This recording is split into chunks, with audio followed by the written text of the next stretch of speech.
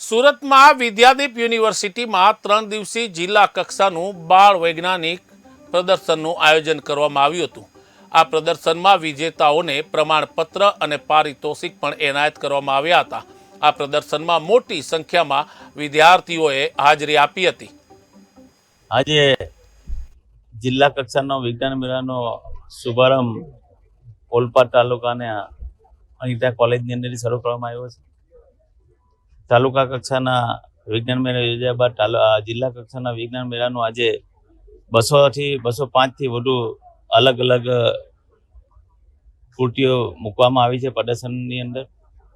આપણે જોઈએ છે કે તમે અલગ અલગ જે સ્ટોલ પર જશો તો જે રીતે ક્લાઇમેટ ચેન્જની અંદર કયા પરિવર્તન આવી રહ્યા છે, સફાઈની અંદર કઈ રીતના સફાઈ કરવી છે, આપણે જોયું છે કે વેસ્ટ વોટરને કઈ રીતના ટ્રીટ કરીને ઉપયોગ કરી શકાય, ગ્રીન એનર્જીનો ઉપયોગ કઈ રીતના કેવી રીતના ગ્રીન એનર્જી થઈ શકે, આવીને અનેક પ્રકારની બધા પ્રદર્શન વિદ્યાર્થીઓએ મૂકવામાં આવ્યા છે। અને આ જ વિદ્યાર્થી આવતીકાલનો વૈજ્ઞાનિક છે। તમે જુઓ છો કે જે રીતે વિદ્યાર્થીનું જે ટેલેન્ટ છે અને જે રીતના બધી કૃતિઓ રજૂ કરી છે એના પરથી ખબર પડે છે કે એક સ્કૂલનો વિદ્યાર્થી આજે વૈજ્ઞાનિક સુધી પહોંચી શકે છે।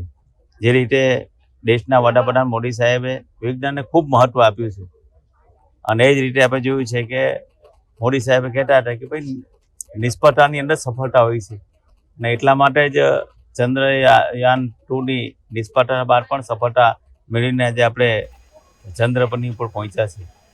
આજે